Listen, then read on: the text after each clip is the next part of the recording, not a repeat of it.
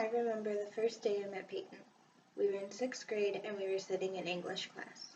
We didn't know each other at the time, and all of a sudden she turned over and looked at me, and she said, "I cannot believe we have to sit here and listen to this monotone teacher for an hour, and we can't even bring snacks into this class." Payton and I began to laugh. From then on, we were best friends. Needless to say, we got detention, because in the words of Miss Christian, we were being really disruptive and rude. Payton was the type of person that could walk into a room and make the whole entire place light up. I'm sure as well as for me, she was a ray of sunshine in all of your lives. Payton and I were the closest of friends. We were through thick and thin together, the good and the bad times, life's most treasured moments, and helped each other get out of sticky situations.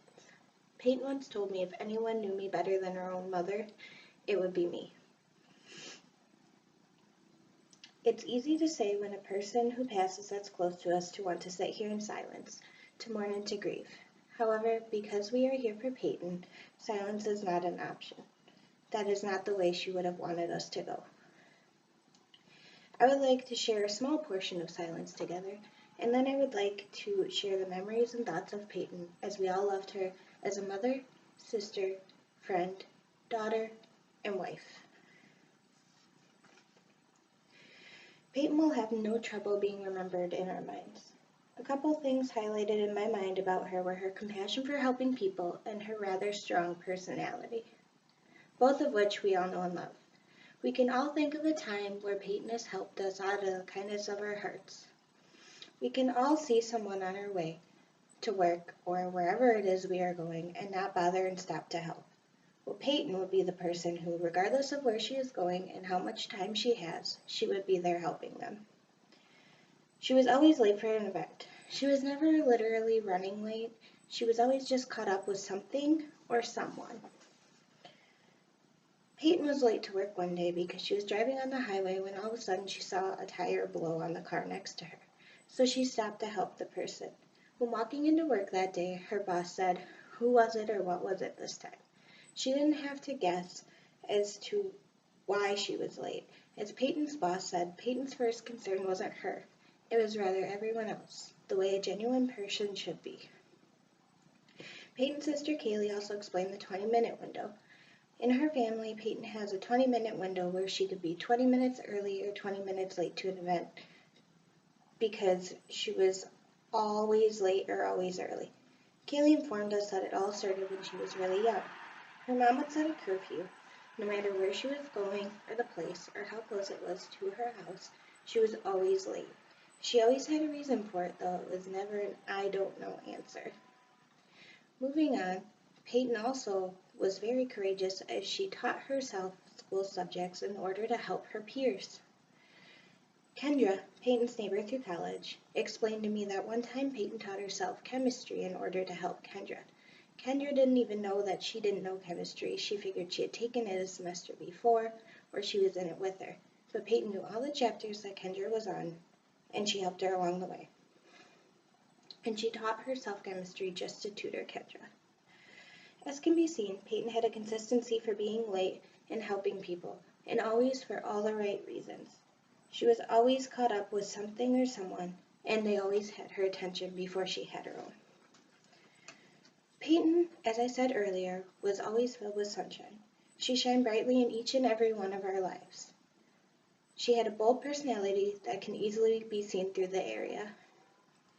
She had a bold sense of humor accompanied with a laugh that was warm and contagious and confronting when meeting new people. Payton always told jokes that she thought was funny. Not necessarily funny to everyone else, but the stupid ones that were on the Laffy Taffy covers that most people would think are dumb, but she thought was funny anyway. One day, a co-worker was walking past the room Payton was working at the daycare. She happened to be in the 4-year-old room.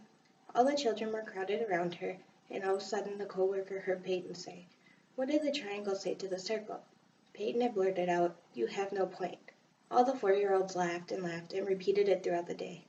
Every time it was repeated from then on, all Payton could do was laugh. Payton's boss, Cece, had told me she had brought her into the office for her yearly review, and Payton was always full of jokes and comments that would brighten her day. Payton was dressed head to toe in blue that day, wearing a blue sweatshirt, blue jeans, and a pair of blue Nike shoes. When Payton was asked how she was feeling that day, Cece looked at her and Payton looked back at her, and she said, "I guess you could say I'm feeling a little blue," and then laughed as if nothing had happened. Payton's husband would also say that she had a funny sense of humor. One day, Payton walked into the room, and Payton's husband and his friend Spencer were arguing.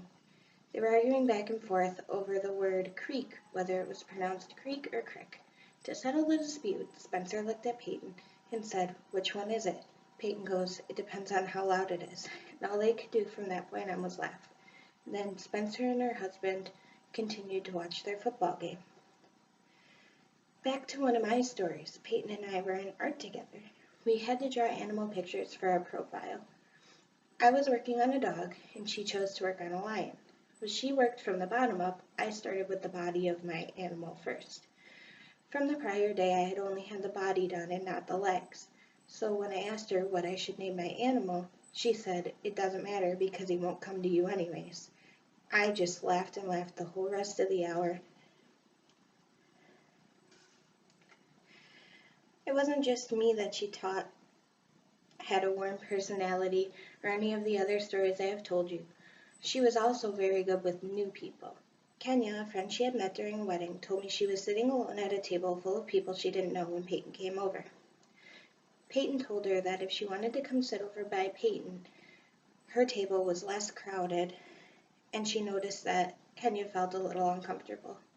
Kenya told me that Payton's warm smile made her feel very comfortable with Payton, and that Payton had told her she could come sit with her because she didn't know anyone either. Payton's younger sister Joey also said Payton used to take her to the park all the time to play. One time, Payton had to have foot surgery, so she had a foot cast on. Payton told Joey she had to make new friends in order to have somebody to play with since Payton could no longer run around. Payton found a young boy across the playground because Joey was too afraid to go and find a friend by herself. Payton took Joey and walked across the playground. She looked at the little boy and asked if he would like someone to play with. Then she searched for the little boy's parents. The little boy seemed to just trust her. So once he grabbed her hand, she walked him over to her parents to get permission to take him across the playground to play with Joey.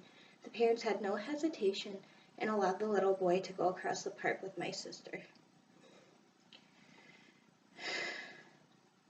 Another friend, Sheila, described Payton as a 50-degree day after having multiple endless below zero days of winter.